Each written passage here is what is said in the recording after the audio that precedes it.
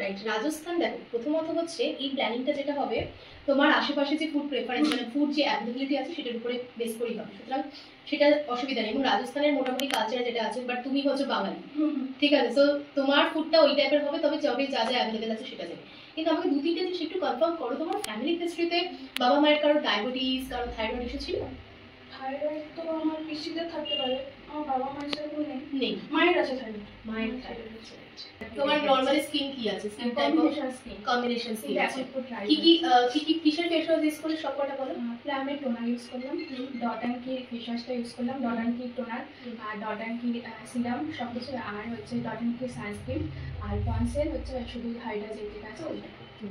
এবার হচ্ছে home remedies যাবে, ঠিক আছে, সেটা হচ্ছে হোম রেমেডিস এর মধ্যে হচ্ছে যেটাকে বলা হয় পুরো virgin coconut oil. Virgin coconut oil আমরা নিচ্ছি 2 থেকে 3 drop of virgin coconut oil, vitamin E capsule, ঠিক আছে, ভিটামিন ই ক্যাপসুল জাস্ট ওটার মধ্যে মিক্স করে নিচ্ছি।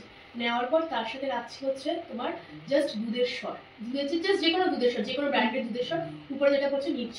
নাইটে এটা ময়শ্চারাইজিং করে রাখতে হবে ফুল নাইট। ফেস ওয়াশ যেটা ইউজ করলে আফটার টোনিং আর কিছু যাবে না, ফেস ওয়াশ আফটার টোনিং এটা যাবে। কম্বিনেশন স্কিনের জন্য এটা বেস্ট থিং, এবং আমি ওটাও প্রেসক্রিপশনে লিখে দেবো, ঠিক আছে। এবং যেটা এফেক্ট আমি রেজাল্ট দেখুন, ক্রেভিংসটা কেন হয় সেটা আমাদের বুঝতে হবে প্রথমে। যখন আমরা এই যে সকাল থেকে মনে হচ্ছে খুব হেলদি খাচ্ছি, কম খাচ্ছি, সমস্ত কিছু খাচ্ছি, এবং গিয়ে যখন আমার বডিতে গিয়ে দেখা যাচ্ছে যে আই এম নট স্যাটিসফাইড, যখন আনস্যাটিসফ্যাকশন ক্রিয়েট হয় তখনই আমাদের বিভিন্ন ক্রেভিংস গুলো টানে বেশি, ঠিক আছে। এগুলো প্রত্যেকটাই সাইকোলজিক্যাল এবং হরমোনাল ব্যালেন্স বলে কথা।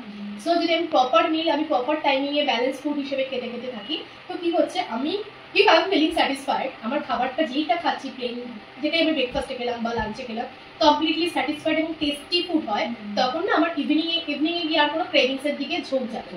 এবার আমি দেখছি যে আমি একটুখানি কম্প্রোমাইজ করছি, I am compromising at my breakfast at my lunch, তো তখন আমার আর কন্ট্রোল করতে পারি না অ্যাট দ্য মিড টাইম, মানে ইভিনিং, মানে যে আমরা যখন ডে এন্ড হচ্ছে তখনই আমরা কন্ট্রোলটা করতে পারছি।